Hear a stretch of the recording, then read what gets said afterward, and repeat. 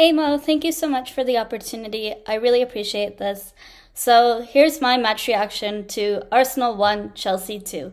So I'm going to start off with the negatives and then end on the positive note. Thankfully, this is just a preseason game, so we can see our players work on their match fitness, their health, and also look on players that, we should pass on in this transfer market and how we should be doing business in this transfer market. This almost felt like the same old Arsenal, the same mistakes, and we played the same team that we've had before with three new players coming forth. I'll start off with our biggest issue has been the midfield. The midfield inability to impose players who can go box to box to be aggressive and to press against teams like Chelsea who are pressing hard against us in that first half. You end up seeing players being isolated left 2 versus 1 in that Pablo Mari versus Rob Holding incident. Holding was left out of position. He moved too far up, moved away from Pablo Mari, leaving that central midfield exposed. You end up seeing Rob Holding coming too far out of position, not seeing him anywhere near close to Pablo Mari, seeing how that midfield crumbled when Partey got injured and went off. This shows how much we rely on Thomas Partey, but also the fact that without Thomas Partey, we weren't able to dominate that midfield and dominate the play in the first half. Thomas Partey was like silk in that midfield. He was immense when he was on the pitch, but in reality, individual errors is what led to the first goal, causing Kai Havertz to score and Werner to take the ball through that midfield where Pablo Mari was left 2 versus 1, and Werner passed it to Kai Havertz, leading to the first goal. They were beating us with one through ball into Werner for Kai Havertz to score, but in reality, what I feel is players like Chambers, Holding, Elneny, and Granit Xhaka, as we know in last season, they tend to fall way far out of position.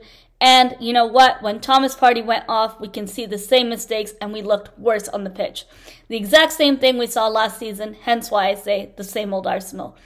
So until we get new signings in this transfer market and work on our business in this transfer market, such as the essential need for a creative midfielder is very important, and we can see how vulnerable we remained last season as well as how vulnerable we'll remain this season without Thomas Partey in our midfield. We need to sign a creative midfielder. It is important for us going forward into this season. We just have 12 days left till our first match at Brentford away, and it's very important that we sign a creative midfielder to enhance our midfield and to stop letting players move too far out of position, leaving that midfield way too exposed for another team that likes to press hard to take advantage of. In the second half, when Chelsea got tired, we were able to create more, and the reason why we were able to create more was with the substitutions. The substitutions were players such as bringing on Ben White, Tavares, and Lokonga. To me, Ben White had a good game. He did demonstrate a very good block to stop Chelsea from another chance to score against us. To be honest, some of these players lack the agility to still play for us, and I'll be straight up. I'll say Hector Bellerin was extremely woeful with the pass that got intercepted to Chelsea's second goal, led by Tammy Abraham. He led it right into Tammy Abraham, and that was an easy shot for them, causing them to take advantage of us yet again. To me, Leno is still suspect with the ball, and we can't keep playing out from the back. And if Arteta wants to maintain this style of play or somehow make it work that, we're going to be playing out from the back, we need to have players in front that can make this happen. But to me, it really shows the importance of a backup goalkeeper as well. And to me, Ramsdale doesn't cut it. I don't think Ramsdale is the type of goalkeeper we should be going after. I wish we had gone for an Onana, but that's an entirely different story. And I think the importance of this is we need to address whether we going to keep playing out from the back, and if we're going to do it, we have to have creative midfielders to improve and to see whether, is this something that Arsenal Football Club will do moving forward into the upcoming season. Moving on into the positives, I think I was really impressed to see Nicola Pepe on the ball today. He looked like he came with a hunger and attitude that I haven't seen before from him. And to me, I think he's building his confidence. He looked like he improved defensively, fighting to keep the ball a lot more and looking like a goal threat on the pitch today.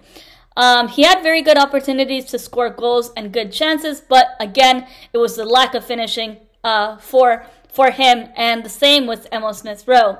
Emil Smith-Rowe looked extremely good in the first half and imposed himself, got himself deep into the game, and to me, he did demonstrate another good performance. Ben White had a very good debut, and Tavares and Lokonga looked well when they came on, which demonstrates that, making crucial signings and giving players the ability to play and the time to play on the pitch shows that, okay, they'll bring what they can into this club and make it enhance our in-game management. To me, Thomas Partey dominated the play. He was immense when he came on the pitch. Ben White also looked extremely good when he came on. Thankfully, this is just a preseason match to get our players up to match fitness, build on their health, and build on their agility, also enhance our squad depth. But let's be real here, this might not be the squad that we'll have moving into that first game at Brentford away. Hopefully, we'll sign an attacking creative midfielder, a right back, and a goalkeeper.